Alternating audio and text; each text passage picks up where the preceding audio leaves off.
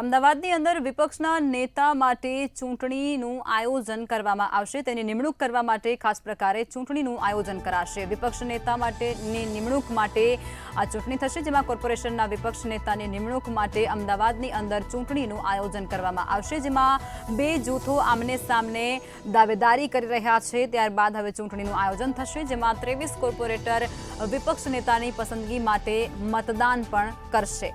ત્યારે શહેજાદ પઠાણ વિરોધી જૂથમાં ચૂંટણીને લઈ અને ક્યાંક નારાજગી પણ પ્રવર્તી હોય તેવું પણ અત્યારે સ્પષ્ટપણે સામે આવી રહ્યું છે। રાજધર્મ નિભાવવા કોંગ્રેસ હાઈકમાન્ડને રજૂઆત પણ કરશે। તો જમના વેગડાને મતદાન કરવા માટે પણ રજૂઆત કરાશે તેવી વિગતો પણ હાલ જાણવા મળી રહી છે। પુનઃ પક્ષમાં સમાવેશ કરવા માટે પણ ખાસ પ્રકારે રજૂઆત કરવામાં આવશે।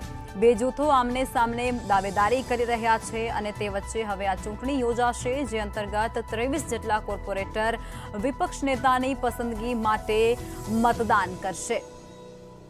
અમદાવાદથી આ જાણકારી મળી રહી છે, જેમાં હવે વિપક્ષ નેતાની નિમણૂક માટે ચૂંટણીનું આયોજન કરવામાં આવશે। ચૂંટણી યોજાશે, જેમાં કોર્પોરેશનના વિપક્ષ નેતાની નિમણૂક માટે આ ચૂંટણી, જેમાં 28 જેટલા કોર્પોરેટરો છે તે મતદાન કરશે।